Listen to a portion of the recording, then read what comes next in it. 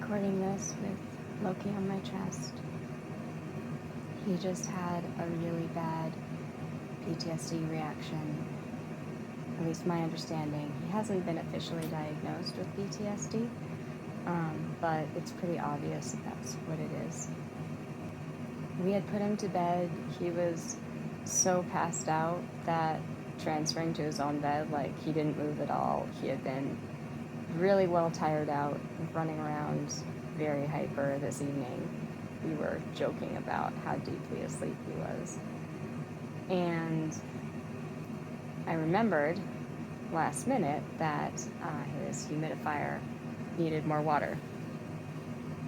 And usually we have it going at a really low setting, and he has the sniffles, so I knew it needed to be at a higher setting, and it was all out of water. So I was like, well, I gotta refill it somehow.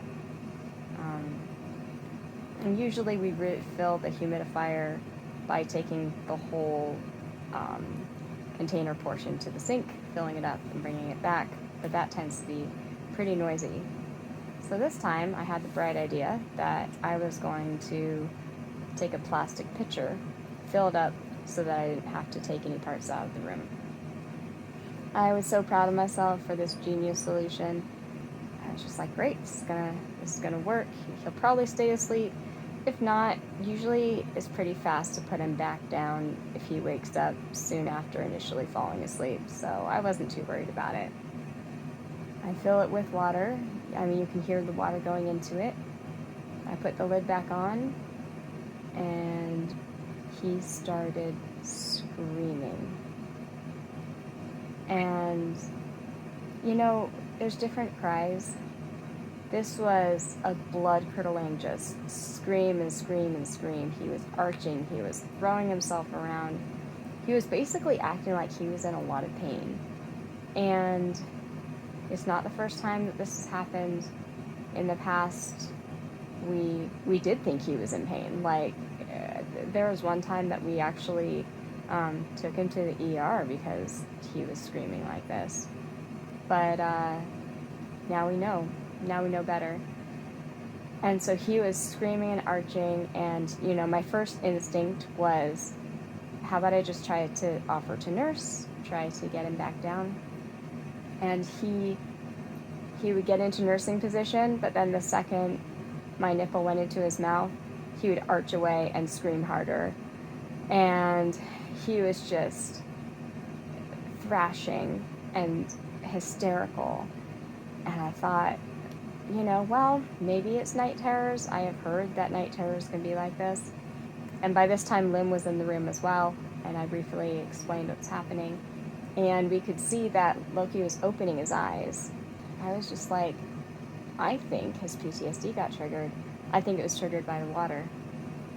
Now, when he was in the NICU, after he came off the ventilator, then he was on the CPAP machine. And the CPAP machine uses water.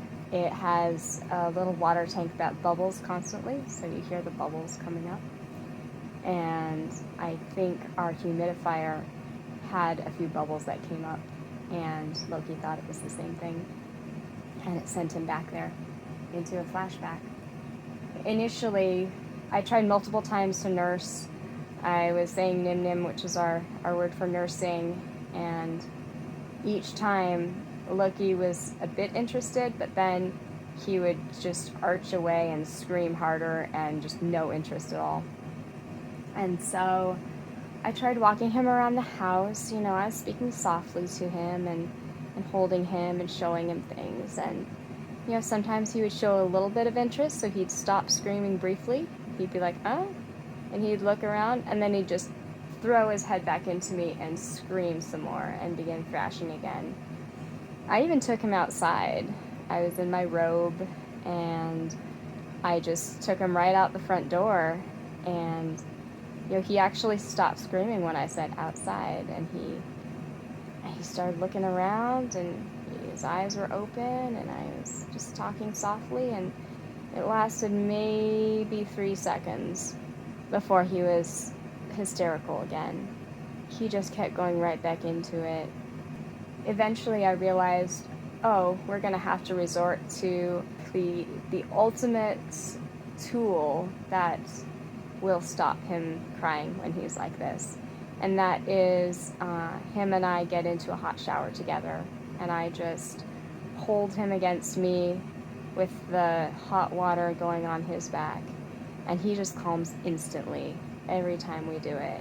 And obviously I didn't want that to be the first thing we tried, because he was in his PJs and diaper and everything, and while we were getting ready for the shower, he was screaming even worse because I had to put him down, and that was really heartbreaking. But as soon as we got in there, he just completely relaxed. His body was like doing little twitches, little muscle spasms for a good, I don't know, maybe 10 minutes afterwards. Just, it tends to be connected with being really upset. But he was just completely relaxed on me.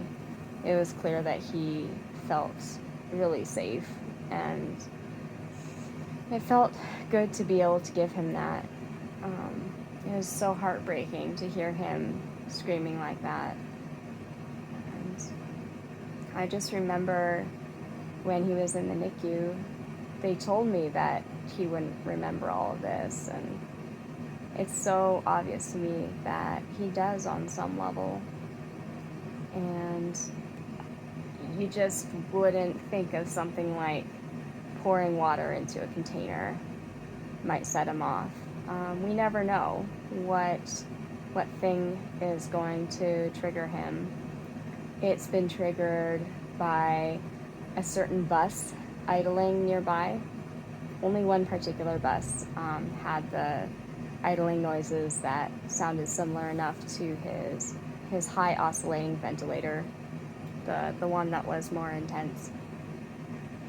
So that was one of them. There's been rhythmic beeping noises have set it off as well. And sometimes we honestly don't know what sets it off. There have been times when he just starts screaming like this out of the blue, and we just come racing over, and nothing helps until we get into a hot shower together. So I just wanted to share that.